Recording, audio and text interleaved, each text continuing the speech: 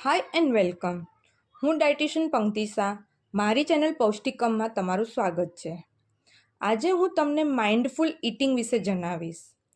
Mindful eating એટલે સજાગ ભોજન કે માઇન્ડફુલ ખાનપાન. આજની ફાસ્ટ લાઇફસ્ટાઇલમાં બધા જમવા પર પૂરતું ધ્યાન આપતા નથી.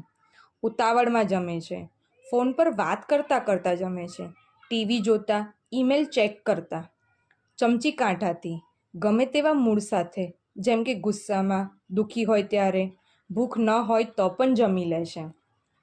આમ કરવાથી ખોરાક ગમે તેટલો પૌષ્ટિક ખાઓ, પણ તે આપણા શરીરને પૂરતું પોષણ આપવાને બદલે નુકસાન કરે છે. જેમ કે વજન વધવું, ગેસ થવો, એસિડિટી થવી, ઉલટી થવી વગેરે. આ બધા પર ધ્યાન રાખીને ભોજન લેવું, તેને જ માઇન્ડફુલ ઇટિંગ કહેવાય છે. આપણા વડીલો શું કહેતા હતા? શાંત મનથી જમવા બેસવું જોઈએ. જેમ કે ગુસ્સામાં, દુઃખમાં હોય ત્યારે જમવાથી એ ઇમોશન્સ ભોજન સાથે આપણું શરીર એને ગ્રહણ કરે છે. તો તેમ ન કરવું.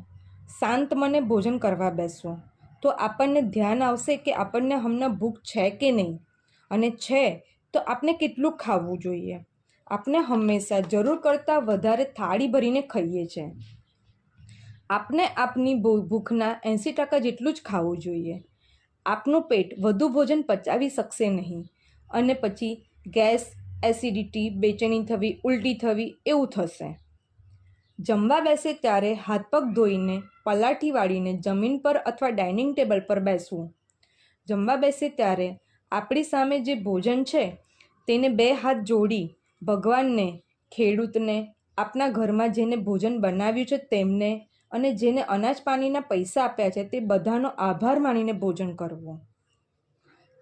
આ માઇન્ડફુલ ઇટિંગના સેકન્ડ પાર્ટ માટે મારી ચેનલને સબસ્ક્રાઈબ કરો. Thank you.